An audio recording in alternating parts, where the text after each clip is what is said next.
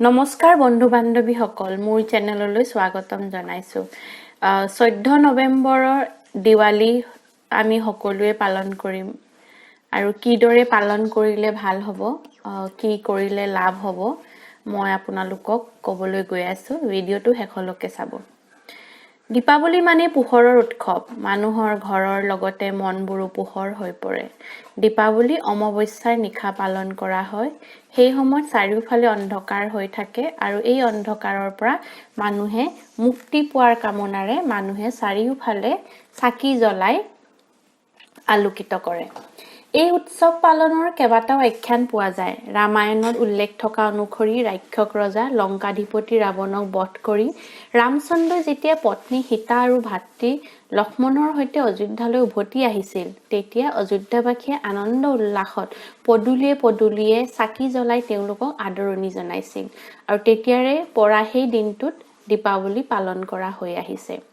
আন এক পৌৰাণিক বৰ্ণনা অনুসৰি চন্দ্ৰমুণ্ড অসুৰবধৰ বাবে দেৱী পাৰ্বতীয়ে কালীৰ ৰূপ ধাৰণ কৰিছিল কালীয়ে এই চন্দ্ৰমুণ্ড অসুৰক বধ কৰা দিনটোৱে হেনো পোহৰৰ উৎসৱ দিৱালীৰ উৎপত্তিৰ আদিৰ কথা হি যি কি নহওক দিৱালী কেন্দ্ৰ কৰি সৃষ্টি হোৱা এনে বিভিন্ন আখ্যান উপাখ্যানৰ অন্তৰ্নিহিত তাৎপৰ্য বিশ্লেষণ কৰিলে দেখা যায় যে পোহৰৰ প্ৰাৰ্থনাৰে মুখৰিত দিৱালী এন্ধাৰ বিনাশী পৃথিৱীক শান্তিৰ আলোকৰে উজ্বলাই তোলা এক আনন্দৰ উৎসৱ দেৱালী যেহেতু পোহৰ উৎসৱ হেয়ে চাকিৰ হলিতাৰে পৰিবেশ আলোকময় কৰিবলৈ আমি আটায়ে প্ৰতিজ্ঞাবদ্ধ হোৱা হওক বন্তি গছিতে জড়িত হৈ আছে জগতৰ মংগল কামনা আৰু বন্তিৰ শিখাৰে চৌদিশ আলোকিত হোৱাতে আছে দেৱালী উৎসৱৰ প্ৰতীক মাদকতা লগতে পৰম্পৰাগত থলুৱা মাটি চাকি ব্যৱহাৰৰ ফলত আমাৰ থলুৱা মৃৎশিল্পী সকলেও আৰ্থিকভাৱে এটা হকা পাব আৰু দীপান্বিতাৰ ঐতিহ্যও অটুট থাকিব